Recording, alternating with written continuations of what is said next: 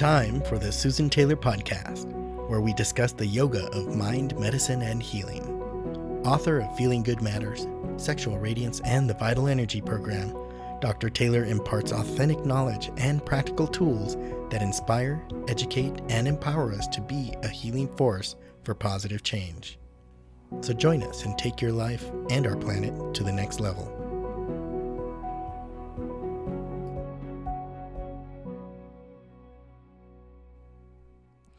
Hello and welcome to episode 118. Does your spirit need an uplift? 5 ways to be stress-free no matter what. You know, what happens to our spirit when we're surrounded by this global unrest and environmental catastrophes that are happening? In addition to fear concerning the financial market with the threats of a possible recession, what does that do to our state of mind? You know, many might not even recognize this, but there's certainly an underlying pulse of fear in every one of us.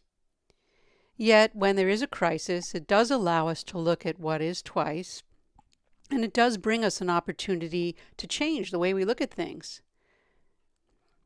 Because, you know what, there'll always be change in our outer world, and that's why we want to train ourselves to depend on our inner strength and not be so affected. So today I'd like to talk about 5 healthy ways to stay balanced and stress-free, even when you're under extreme or not so extreme changes that are happening. And the first on the list was to get enough rest. We have to upgrade our sleep cleanliness, if you will, because sleep is a necessity for the mind and body. And research shows that failing to get enough sleep or sleeping at odd hours really heightens the risk for a variety of major illnesses, including cancer, heart disease, diabetes, obesity, among many others. Because sleep loss is strongly correlated with our anxiety, our depression, and other mental and emotional disorders.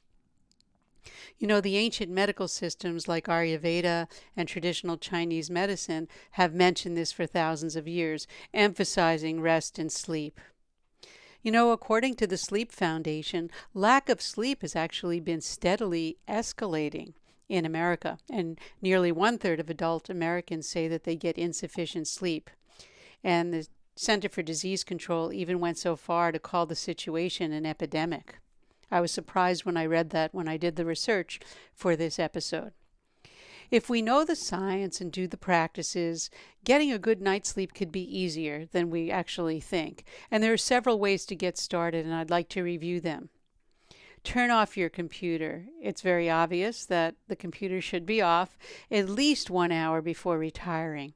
And if you could turn off all routers in the house, including turning off all your electronic devices, that's even better. Because minimizing the use of electronic devices, including our mobile phones, in an hour leading up to our bedtime will actually decrease mental stimulation. Because remember, the blue light can suppress the body's production of melatonin, and that's a hormone that promotes sleep. So the first, as I say, turn off your computer. Remove your cell phone from your bedroom. Unless it's an airplane mode in the event that you need it for an alarm clock, it really should not be in your bedroom. I would remove that if you're having difficulty with your sleep, and even if you're not, and do an assessment to see if it actually changes. Pay attention to your diet. You know, eating a light dinner, or if you eat a heavy dinner, wait at least 3 hours before going to bed. Of course, avoiding caffeinated beverages and other stimulants in the late afternoon and evening also would help you, because anything I would say after 11 a.m., maybe 2 p.m., depending, can have an effect if it's caffeinated on your sleep at night. Don't bring your work with you to bed. That's a given. We don't want to be taking our work with us and all the worries and concerns of work into our bedroom. And the 5th of this is just dealing with sleep, getting better sleep. Wash your feet with warm water and apply massage oil. You know, that's a wonderful remedy. I've used it for years. You can try relaxing with an herbal blend tea 1 hour and some other supplements that you may use for relaxation. But I'm not going to be spending the time on this episode, talking about herbs and supplements unless you want me to do that in the future. Just switching the lights and closing our eyes well before 10 p.m. will help you fall asleep a lot quicker, but that means you have to get up a lot earlier. You want to create deeper sleep and allow your body to cleanse and repair itself, because that's what happens during deep sleep. You know, the old saying, early to bed, early to rise, makes you wealthy and wise. But, you know, in any of the Eastern traditional Chinese medicine, Ayurvedic medicine, that's always been a very important aspect of health. So setting up a consistent sleep schedule so that your body and circadian rhythm work synchronistically will actually be to your benefit. So follow that same bedtime routine every night to help you mentally and physically get prepared. And when we teach meditation, we always say, follow that systematic protocol. It's the same with preparing for bed. So the first, what I'm talking about are the 5 healthy ways, again, to stay stress-free. The first one was get enough rest, and I gave you 5 statements with that: turning off the computer, removing the cell phone from your bedroom, paying attention to your diet, don't bring your work to bed, and wash your feet with warm water and apply massage oil. The second of these ways to be stress-free is to move your body. In other words, exercise. Getting daily exercise can help reduce stress and make it easier to get quality sleep. You know, we know that stress is a combination of mental as well as physical imbalance. You know, the energy changes that occur settle in our body at a structural and chemical level. Structural stress can be experienced, you know, we say, oh, we have a stiff neck, there's a knot in my back, I have a headache, anything related to the central nervous system, you know, that's been under stress is going to create these kinds of blockages in our energy pathways. Chemical stress can be experienced as indigestion. It's always experienced through the gut if you could pay attention to everything relates to that digestion. You know, changes in appetite, bowel changes, any kind of distension in the stomach, anything causing, I'm just going to use a broad category here and say indigestion. So exercise does go a long way to reduce stress. You know, regular yoga practice helps stretch the body and remove those energy blocks and even help with the digestion. And as I always say, the mind and body are connected, so the mind becomes more clear when stress is released from the body. Stretching for 20 minutes a day can help you sleep better too. You know, it's a perfect antidote for restless leg syndrome. You know, that's where you have blocked stress in the body, and it can keep people awake at night. I mean, I make it a point to stretch before I go to bed to release any accumulated tension that's from sitting all days in my legs. And I remember telling somebody that was taking medication for restless leg syndrome, and I said, I've had that when I've sat all day at the computer and I haven't moved. I said, why don't you just stretch?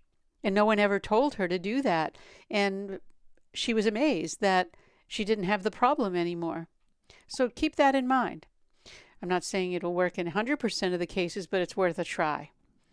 Taking a walk, or if you bike or do any aerobic exercise, research says that we do indeed release endorphins, those chemicals that are equivalent to happy thoughts.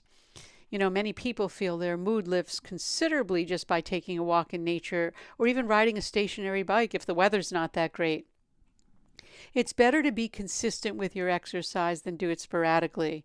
You know, just 30 minutes of daily exercise can help you reduce stress and make it easier to get a really good night's sleep. Remember, it doesn't have to be fancy or extreme. You're not running, you know, the Boston Marathon. You just have to do moderate exercise, and that can really help your mood and sleep, especially if it's consistent. You know, exercise offers many benefits and other aspects for your health as well. So we'll move on to the third way that we can be stress-free is to pay attention to food stress. Eat foods that decrease stress. You know, research shows that certain foods contain nutrients and some neurohormones that help relieve a stressed mind. Like, I looked it up and I was just checking on, you know, the kind of foods, because I like to do research before I deliver episodes. And bananas and avocados contain so much magnesium and magnesium is a mineral, it helps us feel more relaxed, as well as lowering a blood pressure too. So you get added benefit. I like avocados for the fats in the avocados. I don't eat bananas too much because of the high sugar, the sugar value in that, and it doesn't sit well with me. But if you're okay with bananas, that's a good food too. Swiss chard, other green leafy vegetables, collards, kale, that are pesticide free, of course, herbicide free, also contain magnesium that help balance the body's stress hormone, the cortisol. Fatty fish are also very good choice for those that are meat eaters. It helps feed the brain necessary fatty acids for proper insulation and nerve conduction. So I just gave you a few things to really satisfy the audience, meaning the fatty fish, the Swiss chard, and the green leafy greens, avocados, which are high in fat, very, very good for the brain also. But we also know that sugar, that's not on the list to eat, it's not a very good choice when it comes from unnatural sources, especially white sugar, because it has all the nutrients stripped away. I don't even think we can grow sugar anymore with the quality that was, say, 100 years ago, because the soils are stripped and they've really stripped the crops out, so that everything is, even if it says it's raw sugar, it's still not the richness of with the minerals that it used to have. And those minerals they actually work to metabolize the sugar. So if you stay away, what I always tell people to do, I've done it myself, that's why I can say this, stay away from sugar for just 3 days, more if you can, and see if you get an uplift. And depending on your constitution, you may get a lift from other things like a raw salad or cooked vegetables, but you have to look at that for yourself when you're doing your own food diary. You always have to do your own research on what works for you. And then we have detox your mind. And that's the fourth one, where we need to eliminate our mental stress. No one doubts the efficacy of meditation in relieving mental and physical as well as emotional stress. But you want to choose a technique that's not been really adulterated with quick techniques. The quick techniques, I know we're in that culture right now, but really stay clear of that if you have the ability to do that. I was just listening to a podcast with a meditation quote unquote expert saying, you can really choose your own mantra. It really doesn't matter. Now, it really does matter, because if you understand mantra and understanding the subtle aspect of the vibratory quality of them, you would realize that is an absurd statement. I mean, mantras delivered from a living lineage are actually powerful tools to train the energy of the mind and actually transform your mind. So be aware of the charmers, the quick fix, because they are doing their best. They believe in what they're saying, but it's very limited. The knowledge is very, very limited, and there's little to no experience in that. Meditation taught in a skillful and systematic way can actually heal, nourish, transform the body, and also detox the mind. And the mind will be free of stress and anxiety. It won't take hold of you anymore. In essence, when we detox our mind, it doesn't mean that we're polluted. It's even the thing, is it our individual mind we're talking about, or a universal mind? When we get into the individual mind, we start collecting all these thoughts and impressions, and that's what we need to let go of. That's my point here. So adding meditation to your routine for 20 minutes twice a day can pay huge dividends to improve your mental and physical health, actually. There are also, by the way, herbal formulas that can help you relax your mind and think more clearly when under pressure. So keep that in mind. But you have to work with really a qualified practitioner in either, I want to say, Chinese medicine, Ayurvedic medicine. There's possibly some Western trained herbalists. I'm not familiar because I don't use those types of herbs. But I'm sure they exist out there and they're good at what they do. And the last is eat in accordance with your metabolic clock. Once you know your body type and the foods that make you feel more balanced, you want to check then the seasonal changes that affect your body and mind in a major way. I always say in all the books that I've written, from Sexual Radiance to Feeling Good Matters to the new book I'm writing right now or finishing, Return to Radiance, it's best to eat your main meal midday. It sounds inconvenient, but it restores optimism and health. We know that the spring season is the best time to cleanse the body of toxins that we have built up over the winter. So working with somebody, learning how to do that in the springtime is very, very good. Eating warm, light, nourishing foods such as vegetables, soups, spring greens can help cleanse the body, and open up those waste removal channels. And then, when you're done spring cleaning your body, you may find that you want to really look with the mind. The toxic emotions such as depression can actually go also too. Just check your mind. After you do it for the body, you'll see that all of that could be actually lifted and swept away as well. So the 5 ways to be stress-free no matter what is get enough rest. And I gave you 5 for that. Move your body daily. In other words, exercise. Pay attention to food stress. Eat foods that decrease stress and don't create stress for you, like sugar. Detox your mind by eliminating the mental stress. And eat in accordance with your metabolic clock. And what I'd like to say as a takeaway is practice being joyful. It comes with having gratitude with everything that you have. Step away from your electronic device, at least during your meals and exercise. Allow your mind to come back home using breath. Your emotional stress will be gone, because make a conscious effort to do this. Have a fun movie, a comedy. Read something that makes you laugh. Associate with those friends that are not gossiping, not negative, but they're joyful and positive. They compliment you and your lighter side, and you want to keep yourself in that same light also. Keep your sense of humor lively. Brighten your face. And brightening your face comes with feeling that brightness, you don't need anything external for that. It helps really relieve tension in any social situation. Research does show that laughter can actually reduce physiological measures of stress and perception of pain, even pain, and actually improves immunity. So keep all of those in mind. And as I always say, do your research. And if you know someone that may need to know about this topic, please share the knowledge, help build our community, and serve humanity.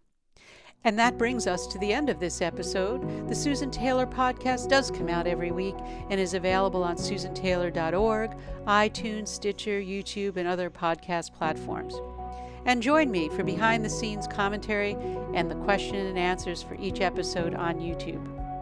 And until next time, remain calm, consciously aware, living in the moment.